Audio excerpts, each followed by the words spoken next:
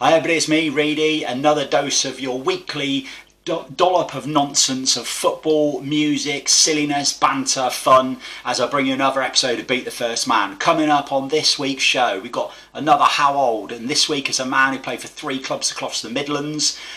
We go to across the North Sea to Scandinavia for another version of Your Name's Shit, or Is It Great? Ted is back firing some more shots with another one of his awards. After a little sabbatical, the little Shouty Man is back with one of his rants. And also on Zooming In, we were joined by 2 members of the band Lossline, who chose a rather different selection criteria for their 5-a-side team. So let's strike up the Swan Vestas, fire up the footballs, let's get it going.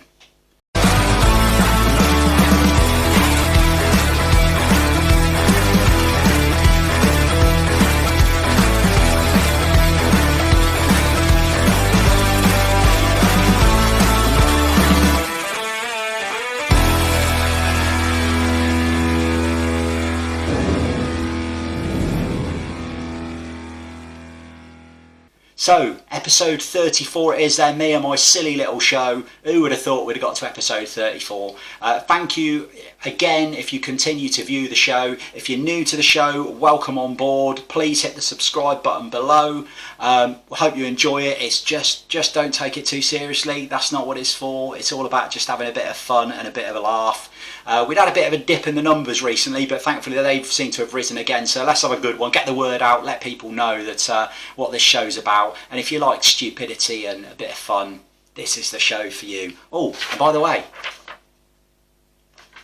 that's for the Twitter followers, they'll like that. So, How Old? Let's get things moving with our favourite game, How Old? This week it's a man who was a stalwart of the Midlands, played for 3 different clubs. He made 178 appearances for Birmingham City. He decided to make the switch to Nottingham Forest, where he made a further 159 appearances. Then just for shits and giggles, he decided to go up the A52 and sign for Derby County. And he made another 63 appearances. So alongside all of the Midlands malarkey, he often headed back to the green grass of home.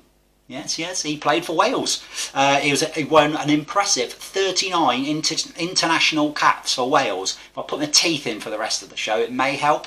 So to be honest though, that pales into insignificance with making it onto this show, and this is clearly his career highlight. Because what we want to know is when this photo was taken, how old was Terry Hennessy? Simple as that. Come the end of the show, we'll reveal how old he was. Let's see if you got it right. So, time to jump on the BTFM ferry rather than the bus. Suppose we could get on the bus to get on the ferry if we were really being pedantic. And we're going to head to Scandinavia and the country of Norway as we bring you another Your Name's Shit, or Is It Great? Yes. So here we go. We're based in a place called Vang, which is in the north of Norway. Not Fang, Vang, with a V for Victor. If you're doing your phonetic alphabet or whatever it's called, that one the police do on The Bill and other such programmes. I realise that loads of you are going, The Bill, what's he on about? Nutter. Anyway, so I present to you a team in Norway, Fotballaget Fart. Yes, Fotballaget Fart, or Fart for short. Genuinely, that is what they're called, Fart for short. So, it gets better. Not only are they called Fotballaget Fart, they play at the Fart Barna. That's their stadium. So Fart from the Fart Barna. Tremendous, absolutely superb. So simple enough, Fotballaget Fart from the Fart Barna. Fart Barna even. Your Name's Shit, or Is It Great? And just in case you're wondering, fart in Norwegian is speed, not the drug type, the quickness type. So don't get confused. Anyway, let's get the star of the show on the screen, shall we? Who writes this? He's a bear who spends about 2 minutes whispering in my ear, and he is the star. Anyway, Ted, how are you, mate? I'm not angry at you. Not asked. It's true, I am the star of the show. People only tune in for me. So, Ted, if you weren't on for 1 week, people would unsubscribe and turn off. Is that what you're saying? Big numbers. They disappear overnight. You can't lose me now. I'm here for keeps. Ted, to be honest, you may well be right, okay? But we're a team, we're a duo. We're like Ant and Dec, if we're being honest. Well, to be fair, you do have Dec's height and Ant's forehead. Rude. So, okay, well, let's give you another one. If you're not having Ant and Dec, what about Buzz and Woody? We're like them, that famous duo, Buzz and Woody. Not being funny. Look on the screen now. Here's the last time you tried to be Woody. Right, who done that? Who done that? Who's responsible for that? That was a very drunken night out at the darts, I'll have you know. Evening, Darren. Okay, so enough with that. You're only here for one reason, to give out your weekly award of the Little Knob of the Week. Here it is. Don't want to get confused. We're not calling somebody a knob. They actually win a little knob. So, who won it this week? I've got to be honest, Ted. It's been quite a quiet week for knobs of the week this week. I had to go trawling. I've been all around the world. It's not a UK one. Nope. South America. South American Little Knob of the Week. This is awesome. Great work, Ted. Where are we going? Brazil. Right, okay, Brazil it is then. So, I must have missed this one, so best you tell me all about it.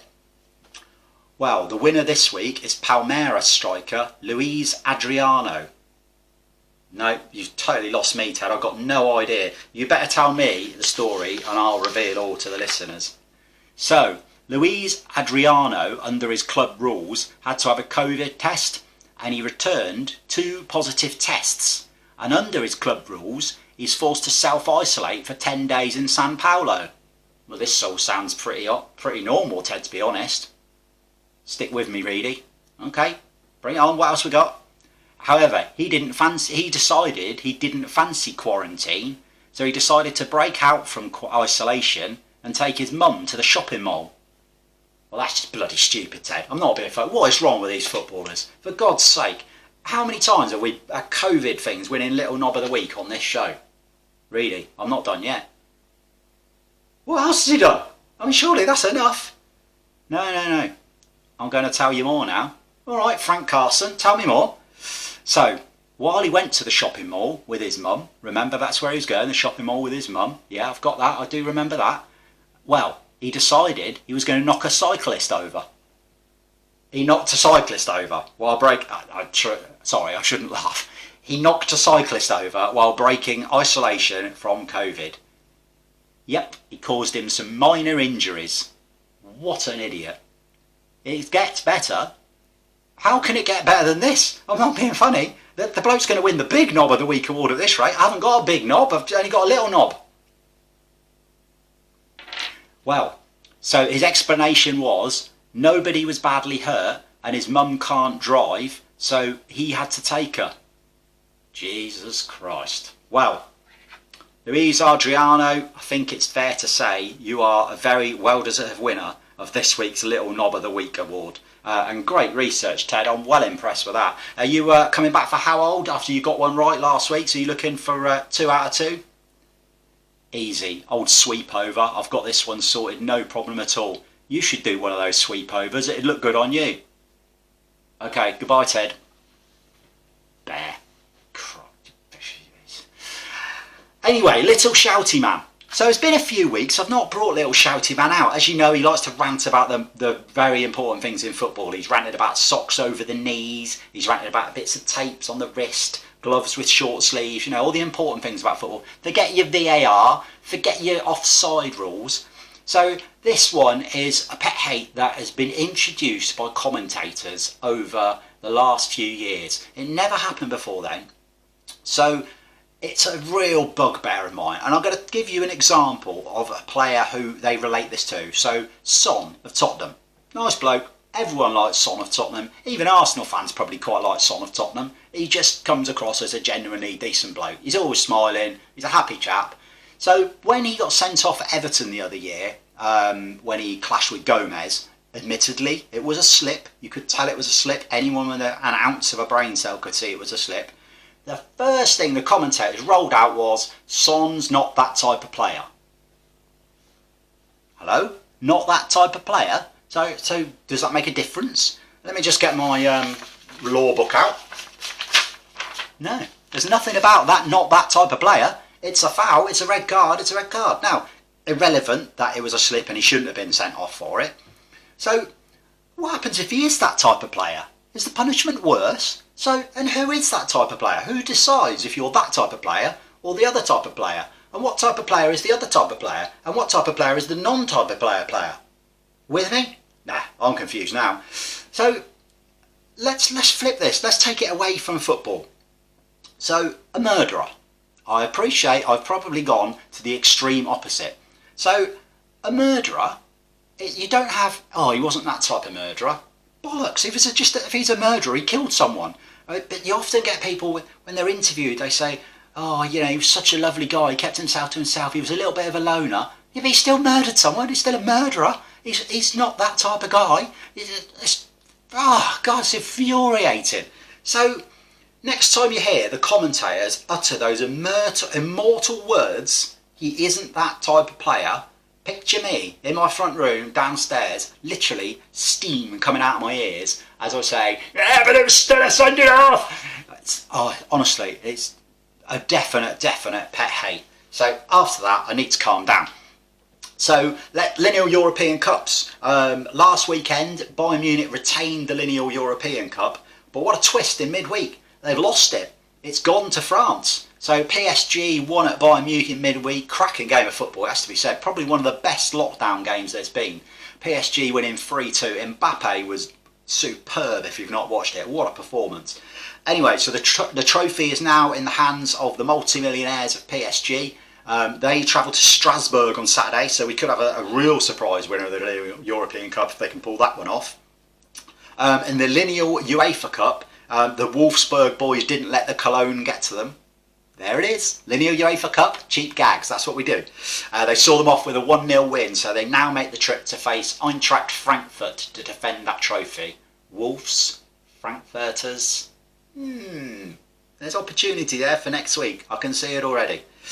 Anyway, let's kick back and relax. I think it's time we had a bit of zooming in. And this week I was joined by Adam and Jack from the band Lossline. A couple of absolutely cracking lads. It's got to be said, their selection criteria for the five-a-side was the most amusing that we've had so far. It's brilliant, honestly. Listen to how they chose their team when they ran out of players or they couldn't decide.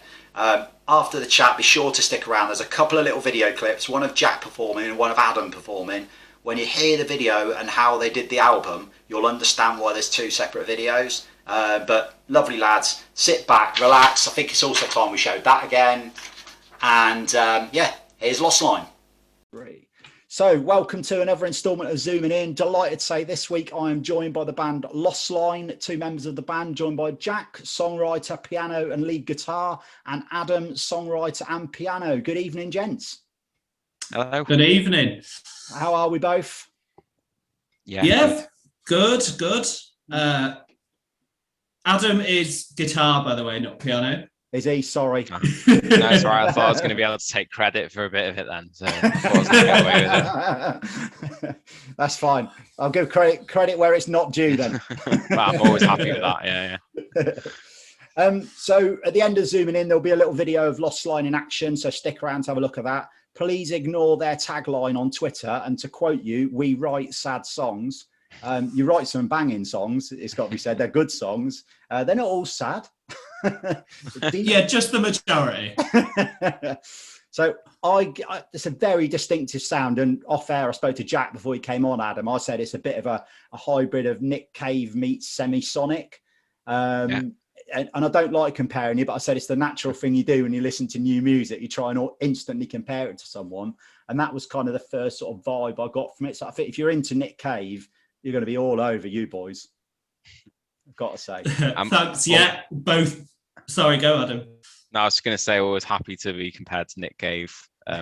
Probably not credit where it's not due again, but again, we'll take it. Yeah.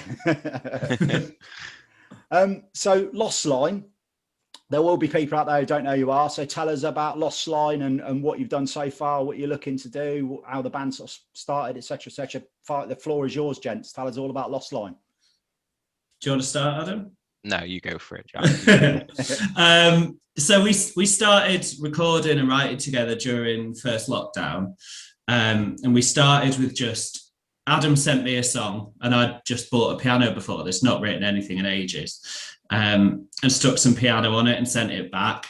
And we kind of built up all our songs that way. So the majority of the album was recorded and written remotely, which I think gives it it's part of why it's got a distinctive sound, because we were kind of able to develop things without having other influences coming in from different sides. Yeah. And I mean, since releasing, it's been quite surprising, really. I think we both thought that we'd just have like 200 views for something or something, but we've gone way over that. We've had loads of support, especially through Twitter. It's been really amazing, actually. Yeah, it's been great. Yeah, and it definitely like exceeded our expectations. It's going to continue to. It's really cool. Yeah, I think what Jack said is exactly right. We kind of just like batted stuff around. We never really thought we were going to release it. We genuinely, one of the first things we said was like, right, we're not releasing these. Like, this is just going to do some demos, like get it all together, maybe go to a studio eventually. And then at some point, you just one of our friends was like, you've written an album, don't you? We're like, what? Have we? And then we kind of got all the songs and had a look, and we were like, well, actually, yeah, maybe it is. And yeah, and it was really, really good thing to do during the last year where there's not really been much in the way of things to do. So it's been really cool to kind of get this little kind of thing together and really kind of work on something that feels, even when we had no idea what we were going to do with it, it was just really felt good to be productive and to get it done. Yeah. So it's been a really good experience. Yeah. It's good because it's quite strange because your automatic thing as a guy who's not involved in music other than listening to it, your automatic thing is to think that lockdown will have a massive impact on musicians and their careers and where they're going to go with it, because people can't get out to see them in gigs, they can't do this, they can't do that. But actually, from speaking more and more to guys on here, a lot of them are actually saying it's been quite beneficial because they've been able to take that time out and really get stuck into recording stuff and doing new stuff. And because people have got nothing to do, they're listening to more and more music and getting into more and more new music. Have you found that? Do you think that's probably the same for you guys? Yeah, totally. I think the pubs not being open from a creative standpoint is highly beneficial. And I think as well, the same goes probably for people listening to music. A lot of people that might not, sort of seek out that like new music and stuff really are starting to do that. It's really good, and I think it's great because we've made friends through this, and we've met some really cool people, really nice people. So it's just lovely. It's just really good, especially when you can't really go out and meet people in the real world. It's been a really nice community to kind of find. Yeah, and I found. Go on, sorry, Jack, go on. So it's felt like a way to connect, I think, like Adam was saying, with different people and different musicians. I think just doing it through music has been quite nice, actually. It's quite funny because Twitter gets a lot of bad press for a lot of things on Twitter, and rightly so. But actually, from a music side of things, Twitter can be fantastic. I mean, I was speaking to the boys from Dictator last week and mentioned that you guys were coming on, and straight away they write beautiful music, man. Their music's so lovely, and it's like, well, hang on a second, how do you know them? Yeah, and they were put in touch to me by Senses from Coventry, and you're like, well, how do they know? And it's like, and it does seem to be like a real community thing, and like you said, more and more people are getting into more and more new music rather than going back to their old favorites and just listening to that over and over again, which is great for guys like yourselves who are just setting out on the road to stardom. Yeah, exactly. And I think I was going to say something, but it's completely slipped my mind. I think Twitter, what you said about Twitter is so true. Like sometimes I accidentally venture into the open waters and I quickly have to swim back to shore because it's a bit of a scary place. But yeah, we found a little corner of it that feels like home, so it's really nice. Yeah, really Twitter's it's a strange platform. I mean, there's so much good about it, and there's it's great to have football banter every now and then, but the minute, Leeds is a classic example, skipping forward to football. They're all terrible fans. The minute we lose the game, just unbelievable. You've never seen anything like it. I know people calling for Bielsa to be sacked, and it's you just get the most ridiculous responses, don't you? It's just people with pent up football frustration, just going out on Twitter to get rid of it. So obviously one thing you haven't done as a band, I'm presuming, other than a few live streams, you haven't gigged as of yet because everything has been done during lockdown. So how much are you guys looking forward to getting out and performing and you know, performing live for people that have been buying your music who as yet, other than through social media, you've not met? I think it's safe to say we're bricking it. Yeah. We've hardly played these songs even just together at all. So it will be very different playing live, and especially playing with a band. We've just found a bassist and a drummer to kind of add a bit more to the live sound. But it's something that we're going to have to practice because, as we said before, it's all been written and recorded individually. So it'll be quite a learning curve, I think. Yeah, but I think it'll be really good fun. And we've got some really talented guys on board with us that have been in some really good bands and stuff. So really looking forward to kind of seeing what we can put together. We've got plenty of time before the pubs are open and that. Yeah. So. But that makes, and genuinely that, you know, you have to it takes a minute for that to sink in. The fact that you guys have not even sat in the same room yet have produced an album with a sound, and you know, I'm not saying it's ideally particularly my cup of tea, but there'll be people out there who'll be all over it and will love it. But to produce that sound, having never met or sat in the same room and done your music together, is incredible. I mean, that fair play to you. That's a great effort, guys. Honestly, I didn't know that. I genuinely didn't know that. I had no clue. So I've listened to the album today because I do, and I think it's the right thing to do. If I'm going to talk to someone, I want to know what the music's about. So I've listened to the whole album today, and I would never have known that you've done all that remotely. That's incredible. Genuinely, that is incredible, guy.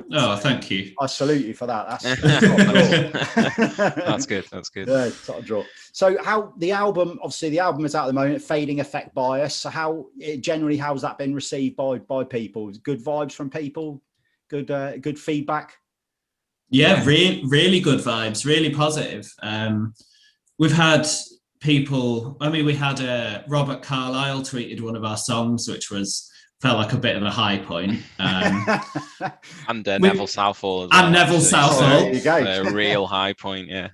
But we've had loads of people liking it, and it's been shared by loads of people. And again, mostly through Twitter, people have just been so positive about it, which has exceeded all our expectations. I think we genuinely thought we'd release it and we'd have a couple of hundred streams. Well, yeah, friends and family, really. Yeah.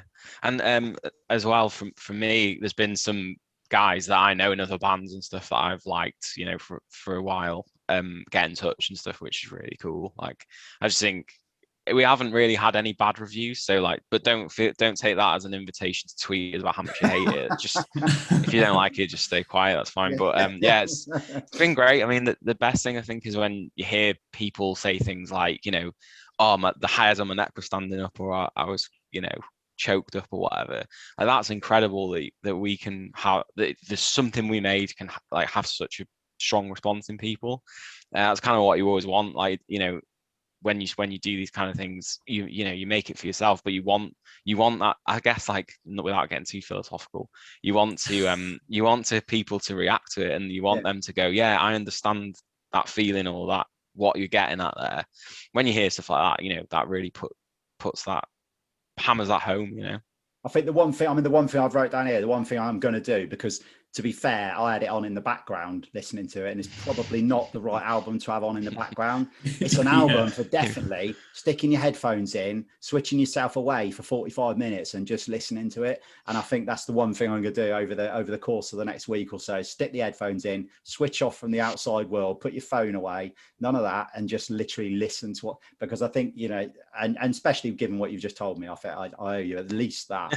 Yeah, you'll have to let us know what you reckon. Yeah, definitely. Yeah, don't worry. And as I say, I can give you no great. There's a massive fan base of Nick Cave fans out there. If you're tapping that market, you're laughing. So moving on from music, obviously you both have a love of football. Both wearing your shirts today. Jack, big Leeds fan.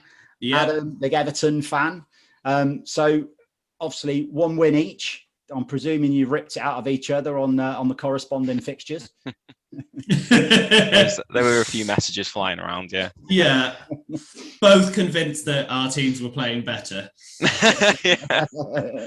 Yeah, No, that's fair enough. So we'll go on to a few questions on the football side of things. So I'll start with Adam. I'll be fair. I'll go to the Everton fan first. I won't be biased. So highest high supporting Everton then, Adam, so far. It's few and far between. I vaguely remember winning the FA Cup. I'm 33, so I was like 6 or 7. Yeah. And I've been told, I don't remember this, but I'm from a small town in North Wales, and I've been told that my dad arrived back from the pub from watching it and insisted that my mum drive us around the town with Everton flags streaming out the window. So I don't remember it, but it's a memory that I've been told it happened. That I do enjoy. I actually genuinely do remember the game. I think it was really, obviously it was May, it was really sunny. I was watching it through the front window because I was in the garden, and I remember there was a lad on my street that was a United fan, and I think it must have been the first time he'd ever experienced failure, his football club failing, and it was beautiful. It was great. Yeah. It was so good. But it's got to be that, really, hasn't it? Yeah, no, we'll go with that. And Jack, for you, highest high following Leeds? I think promotion back to the Premier League has got to be, especially after having the season before where we so nearly made it. And having followed Leeds through all of the more difficult times, promotion back to the Premier League, definitely. Yeah, no, I can't disagree too much. I'm not going to go with lowest low. I'm dropping lowest low this week. I'm going to keep it positive. So, favourite player, not necessarily your best player, but favourite player. We'll start with the Everton man again. So, favourite player in an Everton shirt since you've been supporting them. Well, do you know what? Like, weirdly, Barry Horn. Because when I was a kid, my dad's friends with his wife, so I played football in the back garden with him, and like that was just like the coolest thing ever. So I'm just gonna say Barry Horn, but really Duncan Ferguson, isn't it? It's got to be. Like, do you know what I mean? Anyone that gets robbed in Liverpool and headbutts the robber has got to be your favourite. You can just imagine the robber's face when he went in. Yeah, like yeah. Of all the houses in all the streets. Yeah. And I picked this one. Jack, favourite in a Leeds shirt? Not necessarily best, just a favourite. When I was a kid, it used to be Smith or Kuehl, but Kuehl's a traitor, so we don't really talk about him anymore. Probably Pablo Hernandez, just because the quality he brought to the team. And his determination, and he's just an incredible player. And I feel it's a bit of a shame we don't get to see him as much anymore.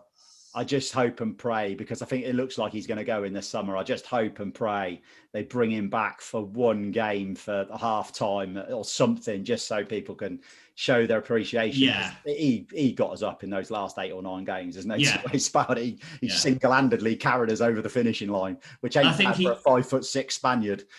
He must have aged about 10 years in that time, because he gave it everything for those last games. Oh, without a doubt. So on the flip side, worst player you've seen in an Everton shirt, Adam? Oh God, that seems mean. I don't know. I mean, there's always a soft spot in my heart for Tony Hibbert. But worst, God, I honestly don't know. Like, there's a catalogue of players just kind of flitting through my eyes. I mean, there's been some major flops, like Besic, if you remember a few seasons ago. He was one of those players that had a really good World Cup, and you watch the little YouTube segments, and you're like, he's going to be amazing, and he came and did absolutely nothing. So probably a player like that, really. Yeah. Jack, worst player? You've got loads to choose from. There's quite a few.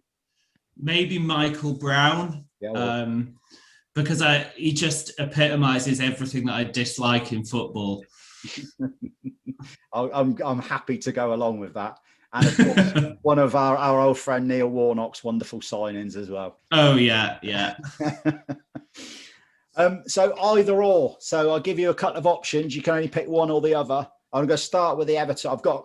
Apologies, I've got a couple of Leeds ones because I've been cruel, because they're really cruel. But you get the first cruel one. So that's Everton finish 4th, but Liverpool win the Champions League. Or Everton finish 5th, but Liverpool get knocked out against Real Madrid, but you miss out on the Champions League. I think based on my previous experience of Everton being in the Champions League, which was horrendous, I'd take Liverpool getting beat in the final, I think. I love it. I love the fact that, and every football fan does it, they'd rather wish misery on their... You've got to live up to the bitter blue image, haven't you, as an Everton fan? So, Jack, horrid one. Bielsa leaves, but we qualify for Europe next season. Or Bielsa stays, but we narrowly avoid relegation next season. Bielsa staying, definitely. Stays and finish 17th. Stays and finish 17th. I don't want to see him leave. I'm going to make a note of that so I can bring that back up next year.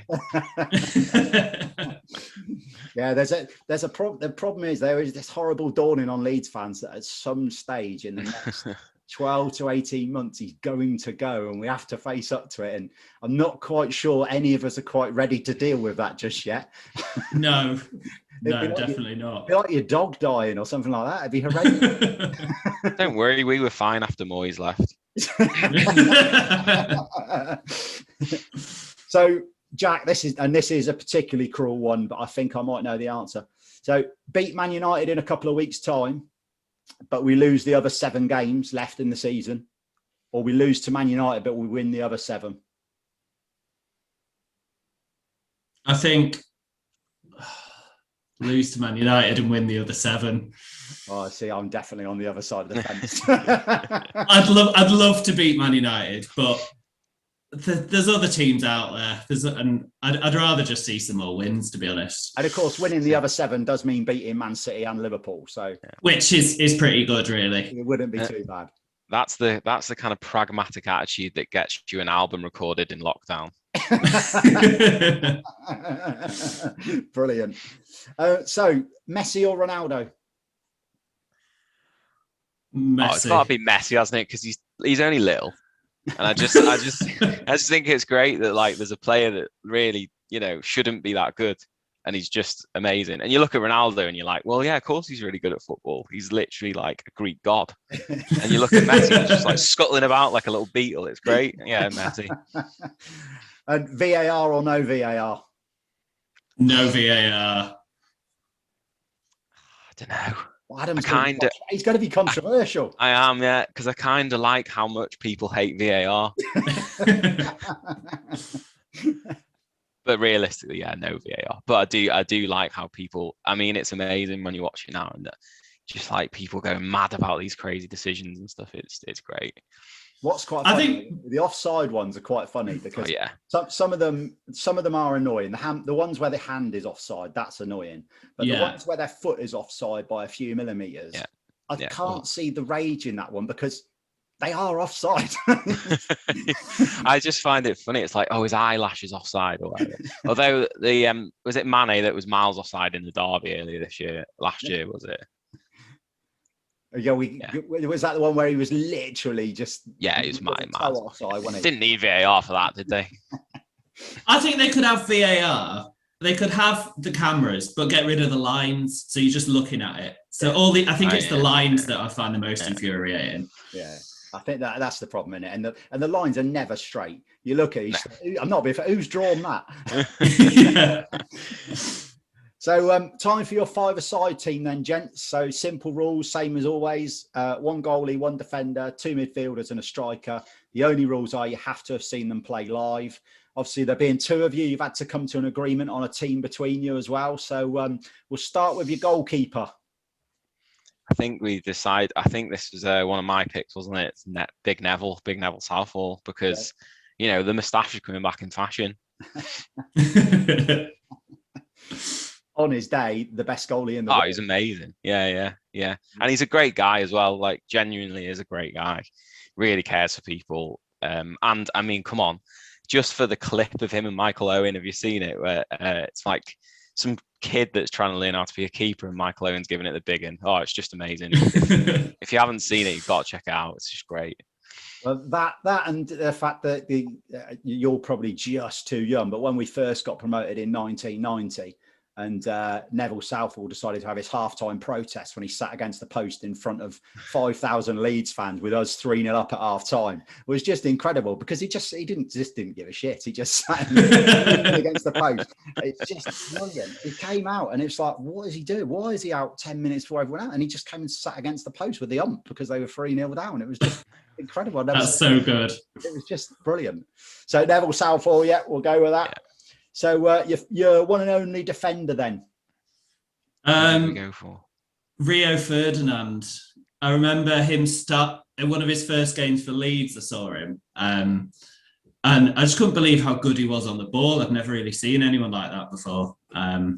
He's a great defender. It's a shame he had to leave Leeds, but yeah, I think he's a good defender, good on the ball. He was class. He was class, and even though he joined that lot from over the hills, he was an absolute class act.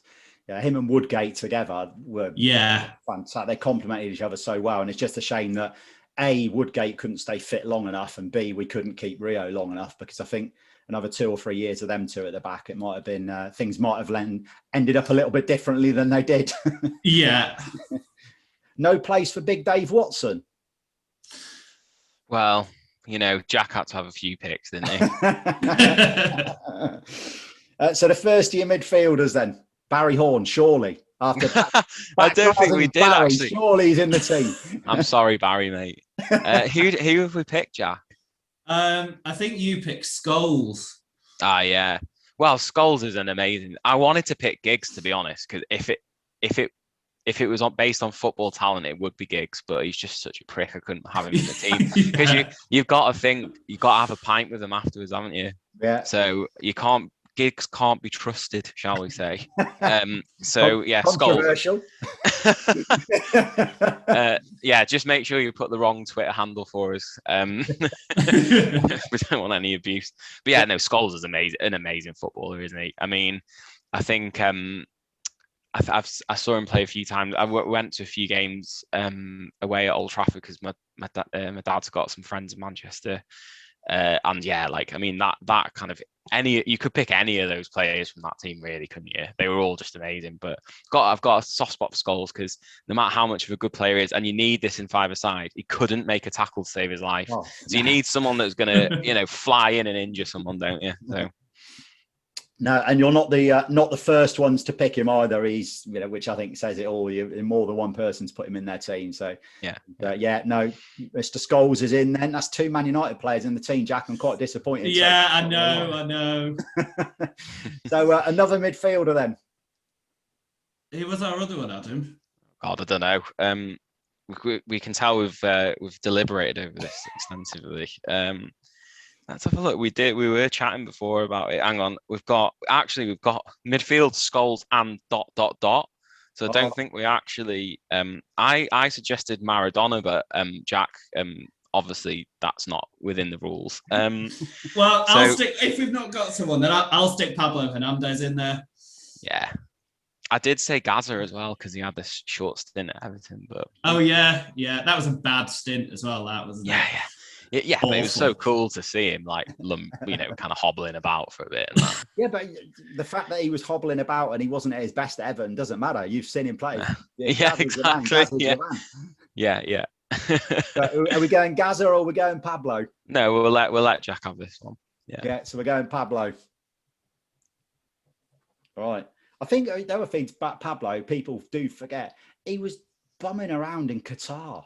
Just nothing, and we picked him up on a free transfer. I mean, it's got to be probably one of the best signings we've made in the last 5 seasons.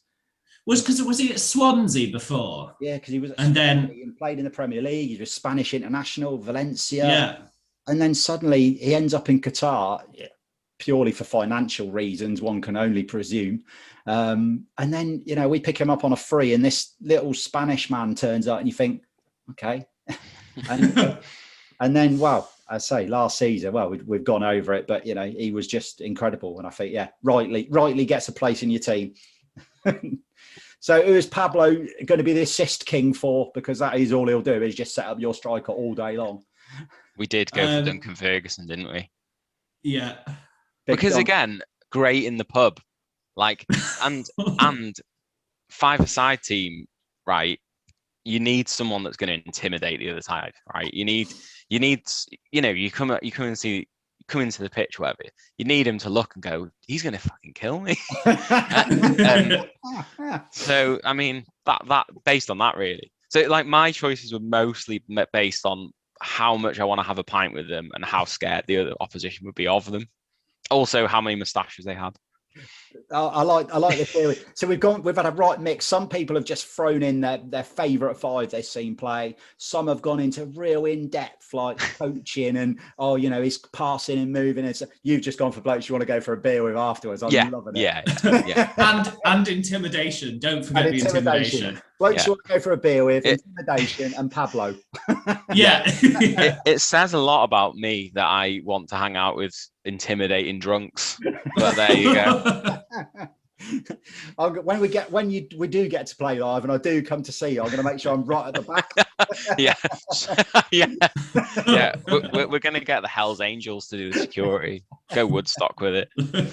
Oh, brilliant! I've enjoyed that, guys. That's been superb. So. Last but not least, you very kindly sent by email the game that you've chosen for me to try and predict this week alongside my wife. So at the moment, I'm losing 16-12. I think I've got it down to now. It might be 16-13, but I'm getting dicked by my wife who knows nothing about football. It's quite embarrassing. And you've rather brilliantly given me Man City v Leeds to predict. So can I just thank you for that? Because I can't pick us to lose, which means I've got to pick us a draw against a team that have won like 20 of their last 21 matches or something ridiculous. And are probably about to scalp Dortmund about 3 or 4-0 as well. So, yeah, thank you very much, gents. Sorry about that. Pleasure. No problem at all. So lastly, before we go, obviously, I say I'm going to hopefully have a video clip to show afterwards, but give just last shout out. What can people find your music under? What's your album called? What singles coming out? Blah, blah, blah. Last 30 seconds to sell your music before you go. Go, Adam. You go. Right. So our album's out on all good platforms, Spotify, Bandcamp, etc. Fade and Effect Bias, we're Lossline. We have actually got a B-side coming out in the next little while, which is called Ill Winds. Should be in the next week. We should be in the next week or so you can pre-save that, which I think you can find on our Twitter. If you enjoy the music, please get in touch. If you don't enjoy the music, please don't get in touch. That's about it, really, I think. Brilliant. Love it. Gents, thank you so much. Honestly, you've been good fun, and I wish you all the luck in the world. I wish to every guys on it, but genuinely, there's a little piece of me now desperate for you guys to do so well. Just having known that you've pulled that album together, having never even sat in the same room. It's totally blown my mind. Honestly, it really has. So for that alone, I hope you succeed in everything you want. And honestly, I wish you the very, very best of luck. And if you ever thanks so much. Sort of the Midlands area, then I shall be sure to come along and I'll have that beer with you, Adam. Yeah, definitely. Yeah, and I promise I won't bring any of my big intimidating footballer friends along with me. Excellent. Thank you very much. So, guys, they've been Lossline. I'll be Reedy, and it's back to the show. See you later. Thank you. And I wait at the door till you come home and count every tick of the clock, every face that passes the window. I imagine that you in disguise. You were stoned every day. I didn't know that meant you were not okay.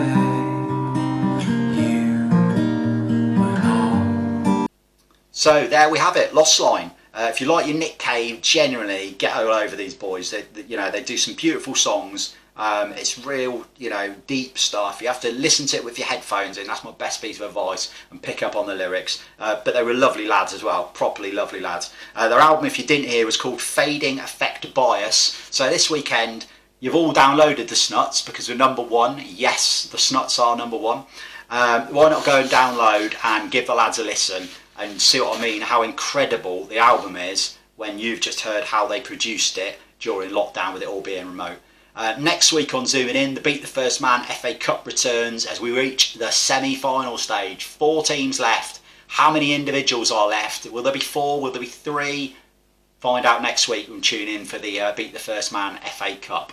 It's now I can reveal there will be a new feature starting next week. It's going to run all the way up to the start of the Euros. I'm not going to say anything else on it now, but trust me, you need to watch this feature. It's going to involve Premier League managers in a competition to find out a winning Premier League manager. How we get there, that will become apparent next week.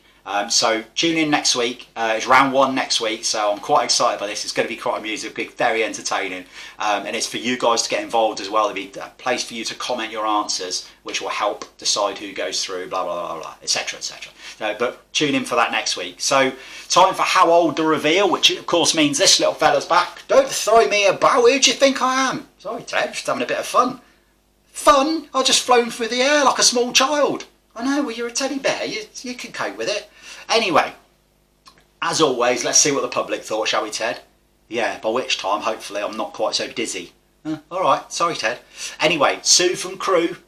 Nah, sorry, 32. Few years out, better luck next time. Dale from Rochdale.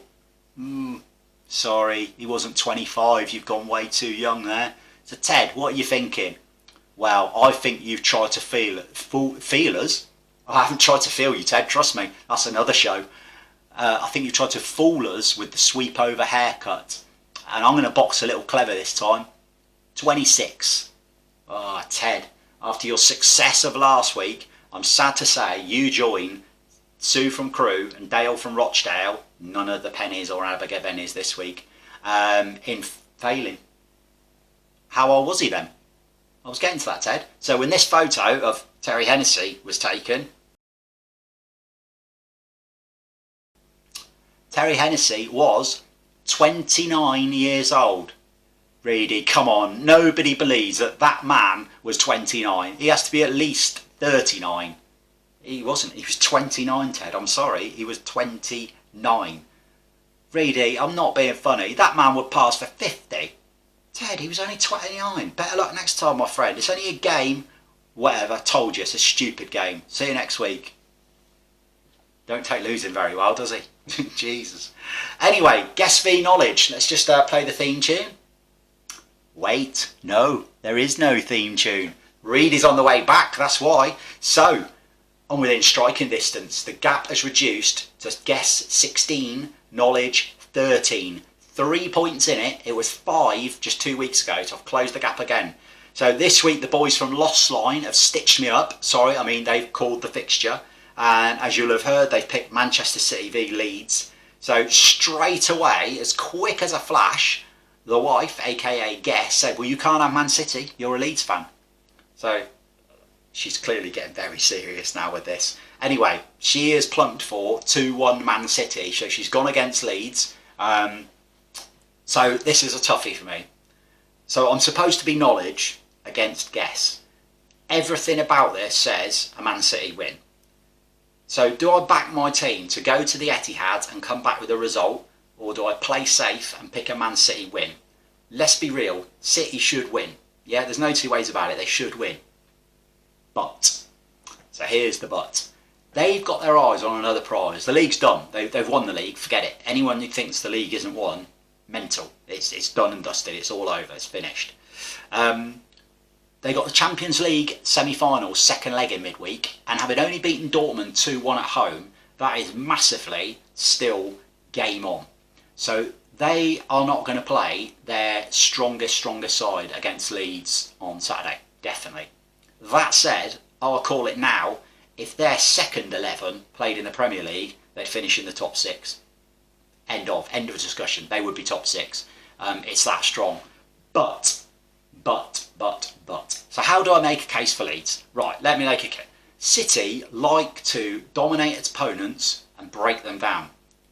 They won't dominate the possession against Leeds like they do against all the other teams. Leeds won't sit back. Leeds will attack them. It will leave spaces for the likes of Sterling, who'll probably start to get in behind.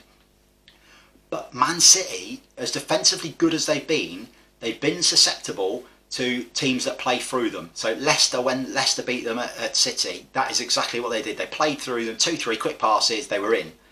Leeds have got the potential to do that. It was a 1-1 draw at Leeds. So, you know, and then to be fair, first half, Man City completely dominated. Second half, Leeds were the better side and probably should have won it. I think we hit the bar at 1-1 and Edison's made a worldie of a save. So there's an argument to say we could have beaten them at home. Guardiola's already come out and said that the last team he wanted to play in between the two legs of the Champions League was a Bielsa team, because he knows they're going to have to run at full pelt for 90 minutes to match us. I'm going for glory. I ain't picking us to win. It's steady. So I'm going to go Man City 1, Leeds 1. I think we're going to get a point. I think we're going to go there and we're going to get a point. When it finishes 6-1 to City or 7-0 to City, feel free to abuse me on any social media channel you like, but I am going for a 1-1 draw and a cracking Leeds result. And if we go through both games having not lost to Man City, that's a moral victory for the season as far as I'm concerned. Anyway, guys, that is it for another week. As I said, new feature next week. Please tune in for that. I will give you more details on the social media channels later on this week. If you've enjoyed the show, as always, please subscribe, because that's important. I like to build up subscriber numbers. Even better, give me the old like, because as we've said before, it massages my ego and my baldy head, which is still growing a little bit long. I mean, I'm bordering on needing a haircut rather than a clip. You know, and it makes me a happy boy if I see likes. Please comment in the features below. Anything you like, just any nonsense, just comment in the features below. Unless you're Demi Lovato fans, I don't want abuse for putting up the Snuts are #1 posters. And guys, that's it. Next stop, ding ding, Saturday the 17th of April. It'll be episode 35 next week. Guys, the pubs are open as of Monday, in the outdoors, in the gardens. The shops are back open. Get out and support your local shops. Get out and support your local pubs. Guys, it's another step closer. As always, stay safe, and we'll see you all next week. Take care for now.